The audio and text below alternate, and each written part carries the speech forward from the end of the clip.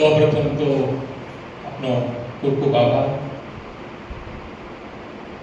એક વર્ષથી મારું અહીં આવવાનું ડ્યુ જ હતો, પણ ક્યાંય ને ક્યાંય કારણોસર આજનો સંજોગ હતો, આજે હું આવ્યો છું.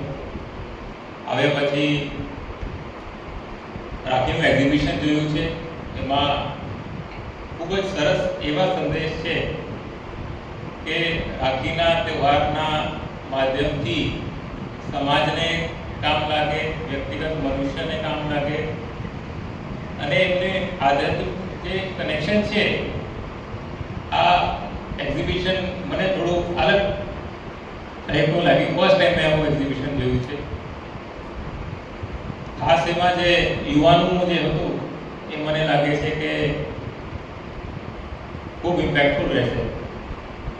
નવા યુવાનો ઓલ અક્રોસ ધી વર્લ્ડ જ્યારે સંસ્થા સાથે જોડાશે, અને સંસ્થાનું નામ તો મેં ઘણા સમયથી સાંભળ્યું હતું. મારા જે હોમટાઉન છે દિલ્હી નજીક, ત્યાં પણ સંસ્થા છે, પણ ફાઇનલી આજે આવવાનું થયું છે.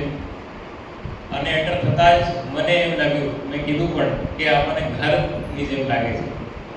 ઘરની જે વાઇબ્રેશન છે આવી અહીં વાઇબ્રેશન છે. પછી બિમલભાઈ મને કીધું કે એ આપનું ઘરે જ છે. ઘરમાં જેવી રીતે રહીએ છીએ, ઘરને જેવી રીતે સાચવીએ છીએ, એ જ રીતે આ વિદ્યાલય, આ વિશ્વવિદ્યાલયને, કારણ કે જ્યાં ઘરની ફિલિંગ અહીં આવે અને અહીં આવીને લોકો આવી મેડિટેશન કરીને જાય, તો જ આ પ્રકારની વાઇબ્રેશન્સ ઘરે લઈ શકે. આપ સૌ ડૉક્ટર છો, હું પણ એન્જિનિયર છું. આપણે બધું વેસ્ટર્ન સાયન્સ જે છે એના ઉપર વધારે આપણે અભ્યાસ કર્યું છે. ખાસ જે ન્યૂટોનિયન ક્લાસિકલ સાયન્સ છે, ઇવન ફિઝિક્સ લઈએ કે બાયોલોજી, ઇવન માનવ શરીરને એક મશીનની જેમ વેસ્ટર્ન ક્લાસિકલ જે સાયન્સ છે એ ટ્રીટ કરે છે. પણ જે ઇન્ડિયન ફિલોસોફી છે, ભારતનું જે આધ્યાત્મિક જ્ઞાન છે, આ એમાં એક મશીન જેવું નથી. આ તો અલગ અલગ લેવલ્સનું છે. સ્થૂળ શરીર પણ છે, મન પણ છે, પ્રાણ પણ છે, ધી અલ્ટિમેટ લાઇટ પણ છે.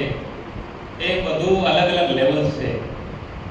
અને આ જે લેવલ્સનું જે ઇન્ટરકનેક્ટેડનેસ છે, આ ધીમે ધીમે સમજાય. એટલે કોઈ એક દિવસ આવી જાય, કોઈ માણસ વાત કરી સમજી જાય એવું છે નહીં. મારી પણ જર્ની આધ્યાત્મિકતા સાથે 11 વર્ષ જેટલી છે. 11 વર્ષ પહેલાં મેં મેડિટેશન ચાલુ કર્યું હતું. એના પહેલાં જ્યારે હું કોલેજમાં હતો, મારા પણ એક પ્રોફેસર હતા. આખા વીકમાં એક જ એવો લેક્ચર હતો જેમાં મોર્નિંગ 8 વાગ્યાના લેક્ચરમાં મારા પ્રોફેસર સર 15 મિનિટની મેડિટેશનથી ચાલુ કરતા હતા. ત્યારે તો અમે એઝ સ્ટુડન્ટ, ઠીક છે મેડિટેશન સર કરાવે છે, but after passing out from college ત્યારે મનમાં એવું લાગે કે હવે મેડિટેશન શરૂ કરવી જોઈએ. અને 2013માં મેં થોડું સિરિયસલી લીધું, મેડિટેશન ચાલુ કરી.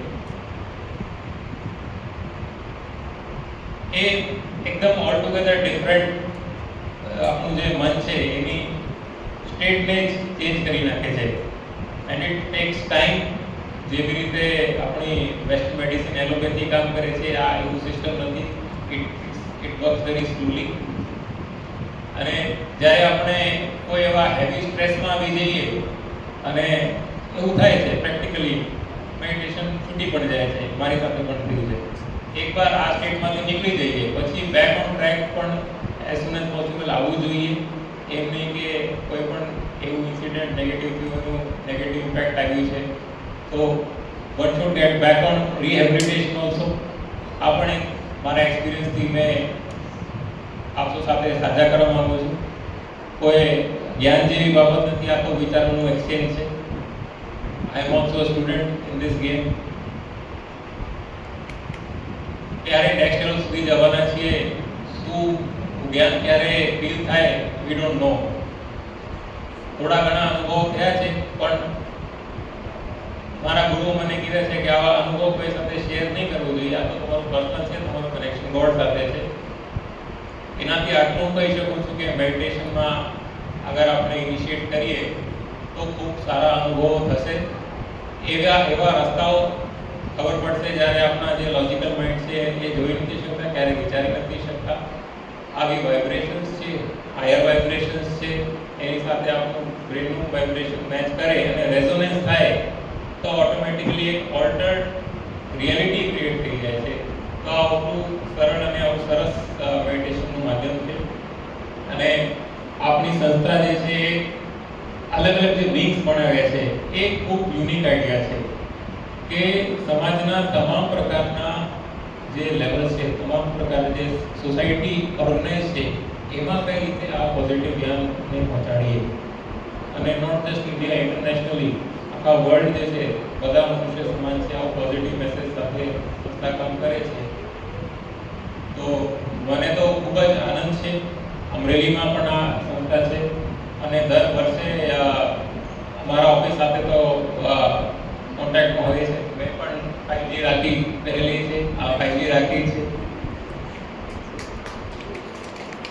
તો આ સાથે બહુ લાંબુ નહીં બોલતા, ખૂબ ખૂબ શુભેચ્છા આપ સૌને પાઠવું છું. આવતીકાલે રક્ષાબંધનનો તહેવાર છે, એ પણ ખૂબ ખૂબ શુભેચ્છા. આભાર. ये है घर अपना यहाँ बार बार है अलौकिक और अनोखा ये दैवी परिवार. आप आए बहार आई, आप आए बहार आई, कहते हैं दिल के तार, कहते हैं दिल